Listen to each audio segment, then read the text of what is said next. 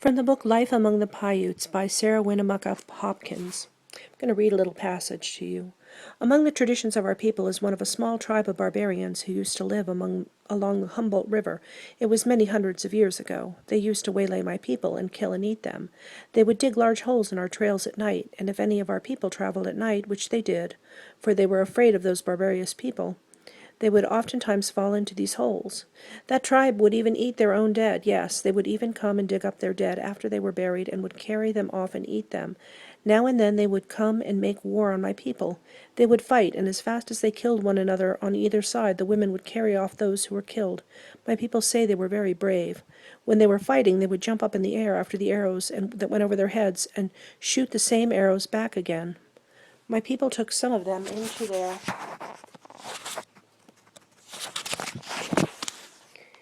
families, but they could not make them like themselves. So at last they made war on them. This war lasted a long time. Their numbers had been about 2,600. The war lasted about 3 years. My people killed them in great numbers, and what few were left went into the thick bush.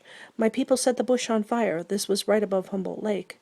Then they went to work and made tule or bulrush boats and went into the Humboldt Lake. They could not live there very long without fire. They were nearly starving. My people were watching them all around the lake and would kill them as fast as they came to land. At last one night they all landed on the east side of the lake and went into the cave near the mountains. It was a most horrible place, for my people watched at the mouth of the cave and could kill them as they came out to get water. My people would ask them if they would be like us and not eat people like coyotes or beasts. They talked the same language, but they would not give up.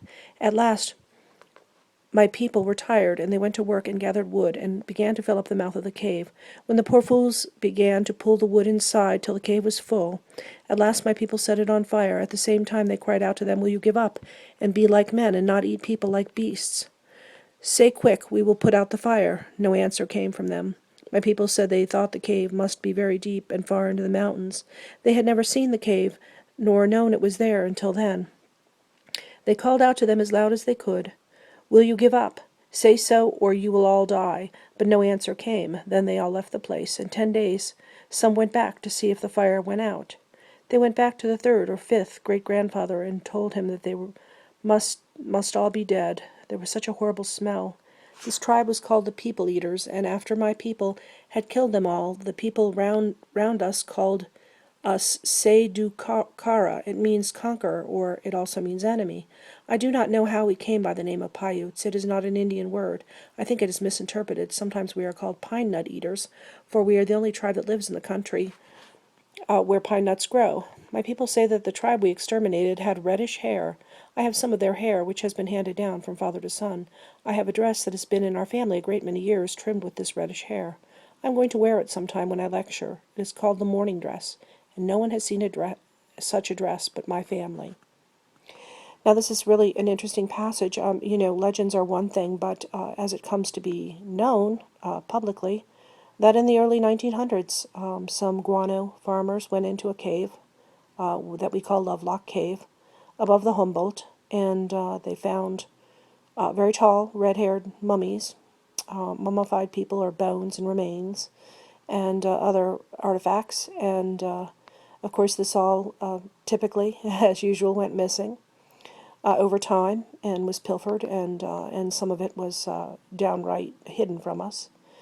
But it does verify a legend. Now, she said hundreds of years ago, and legends are passed down through generations without any sense of time.